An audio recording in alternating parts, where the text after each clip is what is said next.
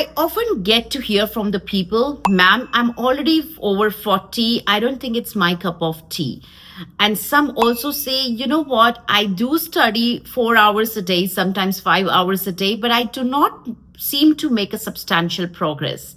Well, I'm here today, guys, to literally burst all of this myth, because this myth is actually stopping you to believe in yourself and in the entire process of French language journey. So let's get into it and understand that what you should not believe in wherever you join, so that at the end the journey is totally worth it.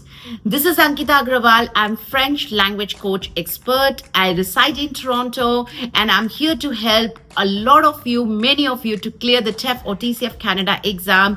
Do subscribe to my channel, and of course you can contact us for the French classes. Myth number 1. I am too old to learn French.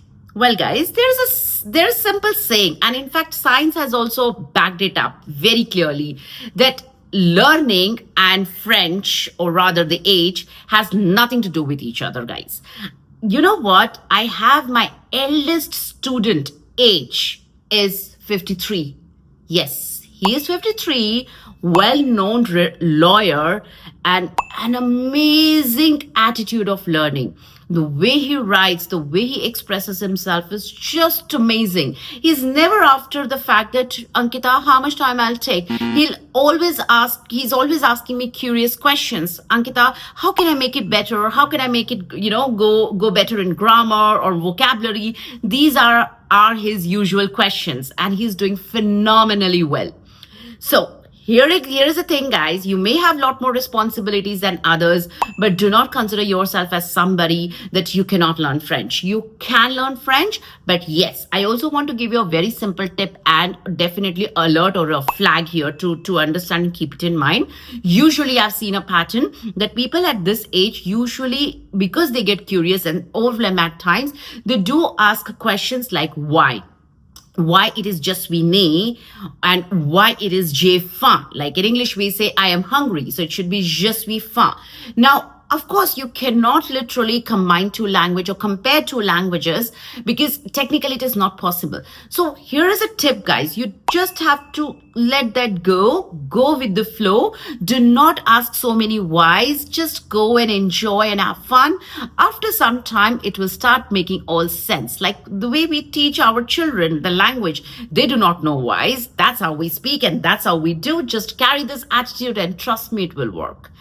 Moving on to the myth number 2, that only one perfect method works, which means there are times when people think that, you know what, I have to literally study for 7 hours a day, 5 hours a day. I'm a full-time working professional.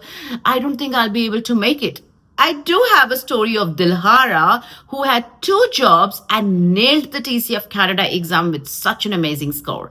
Besides that, I don't think I have any student in my institute right now who is not working. Because without work, you cannot gain the points and you cannot afford the entire process, and especially Canada. It's such an expensive country. So you do not really need 7 hours a day to study. That's totally myth, and it's not possible. Even if you study one day for 7 hours, next day you will be tired.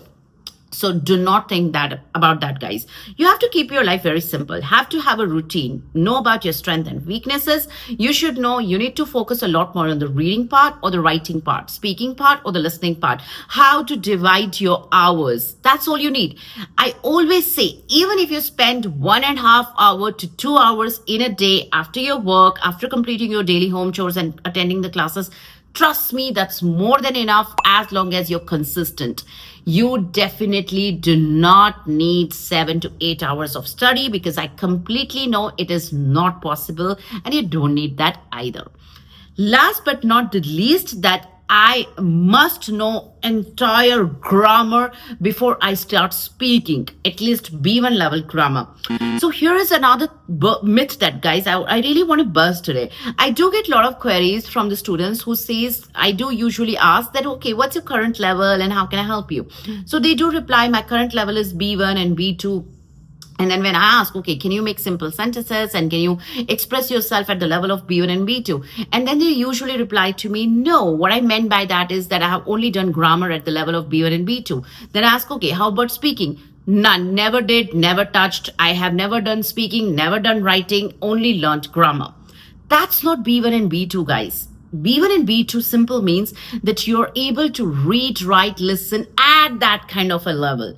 So, for example, if I tell you, okay, present yourself, and present yourself is obviously mostly cramped, right? So now, what sort of language or words, not language, sorry, what sort of words you're using, what sort of grammar you're using, how you're constructing your sentences, what sort of confidence you're carrying, all of these matters, and this is how you go towards your level. Like for example, when I will say at the level of A1, I might just say bonjour, je m'appelle Ankita, je suis née à ta ta ta ta ta. When I'm the next level, moi c'est Ankita, j'habite ici au Canada, and I'll have a lot more confidence. Then I'll move on to the B1 and I'll have a better phrases. Je suis originaire de voilà, je suis indienne, ce qui me passionne beaucoup c'est l'art. So I'll have a better variety and grammar range in my intro. That's what is B1. Now, many people think grammar, having a solid grammar is important. True, it is important. But at the same time, having a solid speaking and ability to express yourself is more important than having the solid grammar. Because Steph, they're not going to ask you, okay, tell me the rule of passé composé or imparfait. They're going to ask you, okay, present yourself, express yourself, or rather, in TEF, they're going to ask you to convince me for whatever affiche or whatever question they're going to give it to me. So, to sum up all in all, first of all, you do not have to restrict yourself in a particular age bracket. You might be over 30, you might be over 40, you might be over 50. As long as you are motivated, bingo, you're good to go. Point number 2, that you do not have to literally invest 7-8 hours in a day. All you need is consistency. An average of 2 hours a day and a lot more on weekend definitely works the best. Last but not the least, you do not have to know the whole grammar. You do not have to memorize or just do all the exercise of the grammar book. What you need to do is a structured study.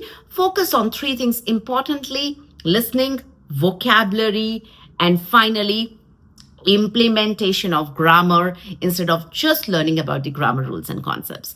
Hope this helps. Merci beaucoup. Subscribe to the channel, like the video, and do comment if there's anything else that you do and you want to burst that myth. Thank you so much for watching, guys, and thank you for all your support.